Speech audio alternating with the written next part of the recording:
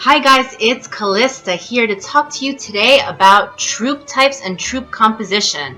So our very first stop when it comes to talking about troops are your barracks. Now I typically recommend having 1 to 2 barracks. Right now on my main account I'm about 215 million and I have 1 barrack.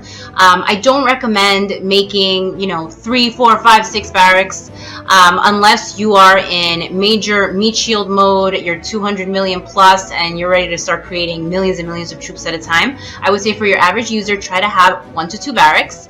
And barracks will give you a ton of information. Here we can see some detailed information on infantry.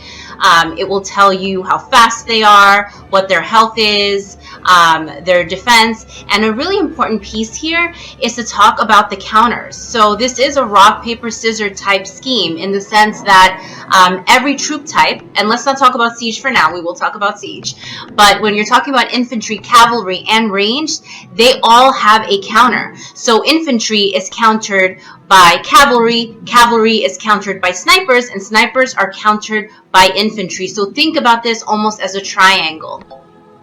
And that is something that you should be super mindful of once you do your scout report. Scouting is not about just finding out how many troops your enemy has, but it's really what type of troop, because that is really going to impact the types of troops that you send to attack. And the outcome of that attack is really going to depend on how effectively you were able to counter what they had. So if they're running 60% snipers, then you should make sure you're sending 60% infantry. You want to make sure you're countering effectively 1 for 1 wherever you can, assuming that you are spec'd the right way. Something to mention about siege. Siege is very controversial. I will say the first piece of advice I got when I started the game was to not focus on siege. And right now, I don't have any T4 siege, and I have about I want to say 26,000 Siege T3 that I created way back when. Siege is countered by everyone. So no matter what you send, you can kill Siege. Siege is not overly helpful. I would say you should be focusing your troop composition on your 3 main troop types. And that's evident in your army lineup. So definitely feel free to run these drills. They're super fun. And it can be really interesting to kind of see how counters work against each other.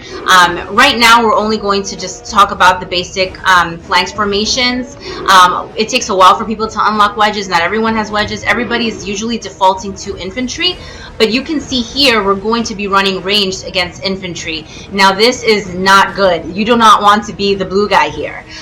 You're going to see what happens. So our range is going to push way up front and smash against our opponent's infantry heavy army, and you are going to see what happens to our morale. Our morale is absolutely plummeting very quickly.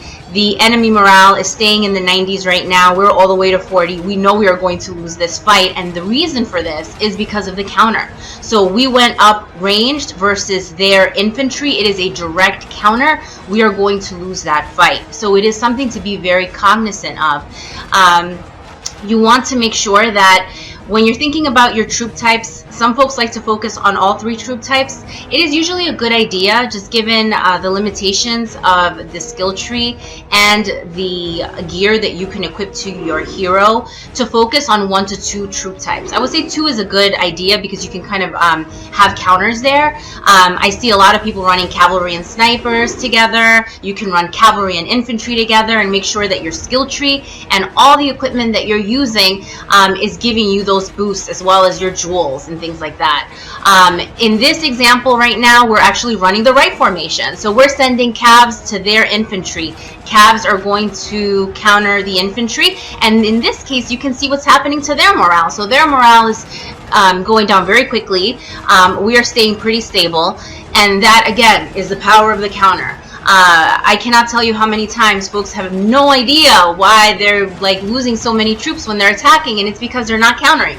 They're kind of sending the scout report, they're looking at the number of troops and they're like, oh, 300,000, easy, I'll send 375,000 and I'll win.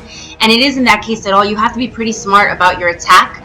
You want to be smart about your defense and make sure that you are heavy stacking on the types of troops that you have as being very strong in your skill set, as well as your equipment, as I mentioned before.